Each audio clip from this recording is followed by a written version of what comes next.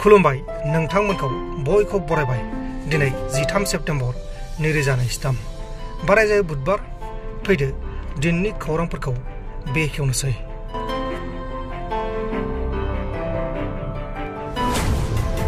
दरं डिस्ट्रिक्टनि सिङाव थानाय मंगलदैनि डिस्ट्रिक्ट एग्रिकालचारनि सासे अफिसारा रां जाख्ल'बाय थानाय केसआव उदाङै एरेस्ट खालामजादों।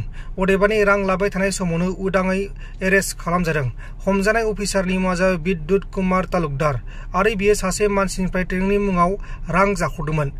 दा बेखौ एरेस्ट खालामबाय आरो दा बेखौ आयेननि बायदि साजा होनाय जासिगोन।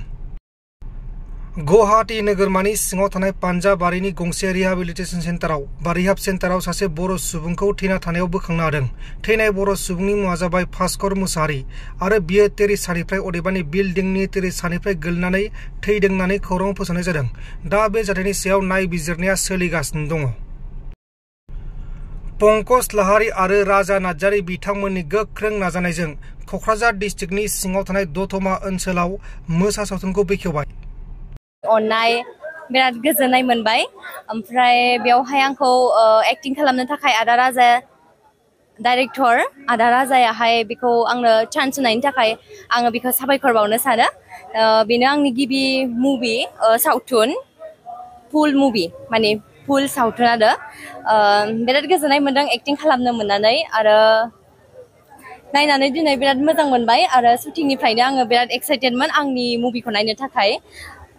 दिनै नुनानै बिराद गोजोननाय मोनबाय आरो रायजोफोरनि गिबियावनो जोबोद साबायखर दङ। बिराद मिजिं दङ बेबायदिनो एक्टिं खालामलांबाय थानो आरो बिराद इन्ट्रेस्ट दं आंहा बेवहाय जे सावथुनफोरावहाय एक्टिं खालामनो बा मा मोनो बिराद गोजोननाय दङ बिराद नाजानायबो दङ। बिनि थाखाय आङो रायजोफोरनि अननायखौ जेब्लायबो हास्थायो बेनोसै आरो। औ बिराद गोजोननाय मोनदों आरो रायजो राजाफ्रा दे जोंनि सावथुनखौ बेबायदि अननाय होदों बेबायदि लैहोर लैहोर फैनानै नायफैदों बिराद गोजोननाय मोनदों। रायजो राजाफोरनिसिम जोबोद जोबोद साबायखर आंनिफ्राय बेनो। औ आरो जे जायगा जायगा देखायगोन बे सावथुनखौहाय जोंनि मोसा सावथुनखौ बयखौबो नायनो थाखाय आंनि गोसो गोरबोनिफ्राय गुरैयै खावलायहरनाय थाबाय। गोजोन्थों। खुलुमबाय गिबियावनो आं बयबो खौरां नायगिरिफोरनिसिम आंनि अननाय आरो सिबिनायखौ जासिहरनाय थाबाय।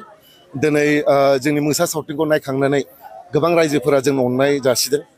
जोंनि मानगोनां EM रेवरेवा सार आरो रनेन नार्जारी सारमोनाबो नायनानै आंखौ जोबोद मोजां जादों होनदों सावथुनखौ। आरो बेबायदि अननाय आरो पजिटिभ फिडबेक मोनबानो जों साबसिननिफ्राय हाबसिन सावथुन बानायलांनो नाजाबावगोन आरो बेबादिनो बर' सावथुन आरो बर' हारिखौ जेसेबां हायो जौगानायाव नाजालांबाय थागोन। मोसा सावथुनखौ आं एक्सुवेलि जेला लिरजेनदोंमोन आं फार्स्ट अफ अल आं मोननै जेनेरेसननि लाभ स्ट'रिखौ देखायनो सानदोंमोन आरो जे ओरैबायदि जानांगौ जेनेबा बैसोर मोनसे समाव गोसथोलायदोंमोन आरो उनाव मोनलायलाया बा खाफाल बा बरादा ओरैबायदि गेलेफिनो जे बिसोरनि गथ'फ्रा बिसोरखौ सानसे समाव इउनाइट खालामहैफिनो आरो बे जाबाय मोनसे बराद। बे कनसेप्टखौ लानानैनो आङो सोरजिबाय। ओमफ्राय दा बाव एसे जोंनिबो सावथाल दावरावबो सोदेरबाय एसे बड'लेण्ड बा जोंनि BTC मोननायखौबो सोफाबाय। स' गासैखौबो सोफानानै बे मोसा सावथुनखौ माने जोनोम मोननाय जादों आरो लिरनायाव। आं बे सावथुनखौ फुराफुरि क'क्राझारावनो कमप्लिट खालामदों। क'क्राझारनि खाथि स्पेसियेलि सेसापानि गामि खान्थालगुरि गामि सुकुनजरा गामि तिनखना गामि बेफोर गामिनि आंखौ बहुद हेफाजाब होदों बे शुटिंखौ फोजोबनायाव। आरो आलदायावथ' बांद्राय लानाय जाखायाखै बे क'क्राझार ओनसोलावनो बांसिन लानाय जाखादों आरो बे सावथुनखौ। बे मोसायानो जाहैबाय आंना लिंसार जाय मेन हिर'। बिथांमोननि बिथांमोननि एक्टिंखौ नायनानै बिथांमोननि फाव खालामनायखौ नायनानै पाब्लिकफ्रा जोबोद मोजां मोनबोदों। आरो बे मोसा सावथुनखौबो नायनानै आं सानो जे पाब्लिकफ्रा लिंसार बसुमतारी फुजि बसुमतारी आरो जोंना फार्स्ट टाइम इन्ट्रडिउसिं सुदेम सना रामसियारि आरो बिबेक गयारि मोनाव जोबोद मोजां अभिनय खालामदों। आरो लोगोसे जोंना जाखांफुनाय मनिषा मुसाहारियाबो। स' गासिबो आर्टिस्टआ आं सानो आंनि मोसा सावथुनाव जोबोद मोजां खामानि मावदों आरो। फैगौ समनिखौथ' आं दा जेबो होनथ'ला खालि दा जिहेथु एसे लिरनायखौ स्टार्ट खालामदों आं थाबैनो माने जुदि मोजां कनसेप्ट खर'आव आइडियाफोर फैयोबा आं नाजागोन जे मोजां सावथुन लिरबावनो आरो डाइरेक्सन खालामलांबावनो। दा जों इनिशियेलिथ' बिदि प्लेन गैयामोन बाट जाहाथे दा आंखौ गोबां लोगोफोर फ्रेन्ड्स फेमिलिया होनदों जे सानसे समाव सिनेमा हलावबो देखायगोन स' जों निश्चय बे सिनेमाखौ सिनेमा हलाव रिलिज होगोन थाबैनो